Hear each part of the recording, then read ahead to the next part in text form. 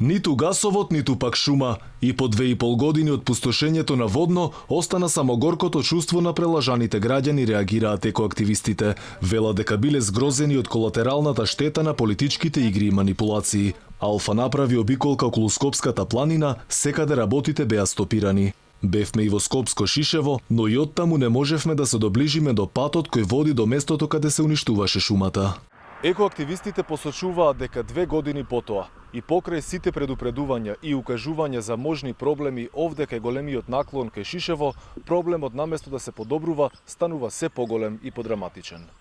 Повикувајќи се на фактите кои ги документираат со фотографии, екоактивистите велат дека од парк шумата, односно патеката која води до напуштените бункери, која порано беше едно од најубавите делови, денес е градилиште, сведок на како што велат болните желби на власта за што побрзо уништување и сечење. Патеката е апсолутно уништена, делот кон матка, значи од бункери кон матка која се иде, тој дел е нешто видоизменето, но сепак е тешко достапно. Мора брзо, сега ќе добијат во Тетово газ, значи потребно е луѓето да имаат алтернативно грејење и се.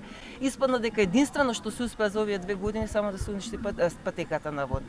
Активистите кои мака мачеа да ја зачуваат планината, подсетуваат на ветувањата од власта дека за 3 месеци ќе се гледа крајот, а сега велат се гледа само градилиште во срцето на парк шумата. Од Госакан Водно се револтирани зашто до ден денес нема ниту старт, ниту пак план за пошумувањето. Основната забелешка е дека оној специјален закон за Водно кој што го ветуваше градоначалникот на град Скопје, сега се карикира во форма на еден акт за заштита на Водно од 5-та категорија, кој што можеби нема и веројатно нема да биде искористено од сегашни власти, но отвара пат за понатамошна урбанизација на Водно, нешто што инсистиравме да се реши со еден закон, а овој закон нема да го направи тоа. Планинарската патека од каде одат и се враќаат рекреативците, сега изоран друмски пат со попатни остатоци од расфрлани камења и дрвја. Од фотографиите кои се направени денеска, може да се види дека дел од планината и натаму е претворена во градилиште. Инаку изведбата на гасоводот запре, иако требаше да заврши до крајот на 2019 година.